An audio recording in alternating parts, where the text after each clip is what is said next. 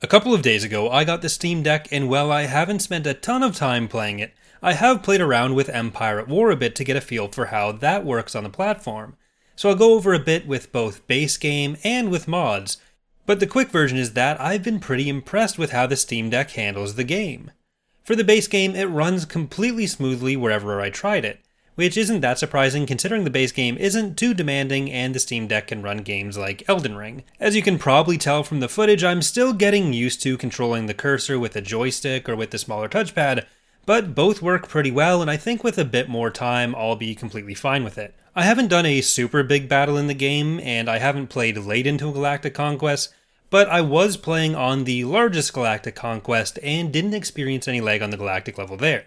As you go later in, maybe you'd see some hitches, but so far I haven't had any problems whatsoever with the base game.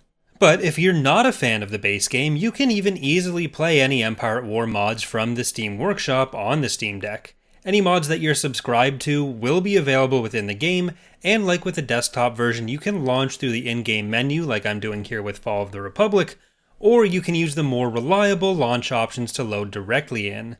The in-game mod launcher doesn't always work at the best of times on PC, so I assume that will apply on the Steam Deck as well, though when I tried it here for Fall of the Republic it did work.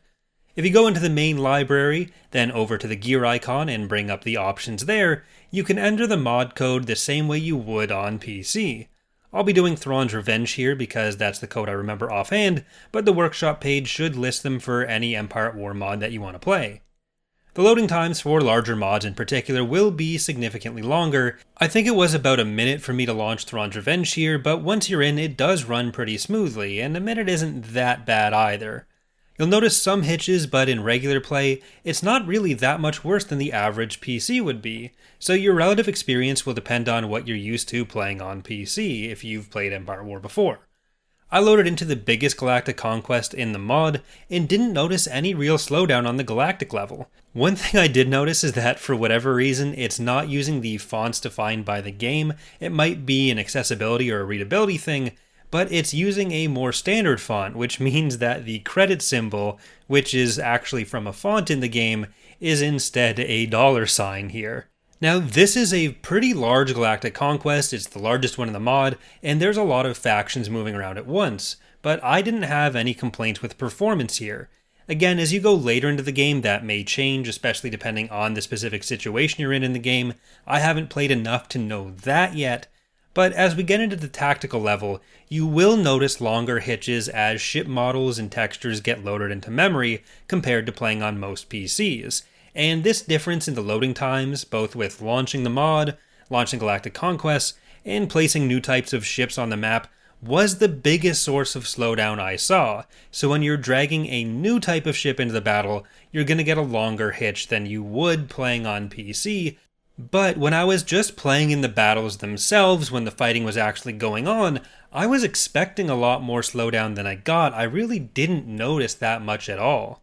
You're definitely not going to be getting top-end PC performance out of it, but in my experience so far, you could definitely comfortably play Empire at War on the platform without any serious issues, and while I can really only judge it against my own computers, which I kind of built to play Empire at War, I think there are a not insignificant number of people who would probably get a smoother experience on the Steam Deck than on their desktop PC. So I hope that's helped any of you who may be considering buying a Steam Deck for Empire at War, though again, my experience is still somewhat limited. I may try to do a full streamed playthrough on it to see how that goes and maybe give people an even better idea, but for now, I do have to say I'm pretty impressed. Either way, for more Empire at War goodness among other things, please subscribe and leave a like on your way out. Thanks for watching, and I hope to see you next time.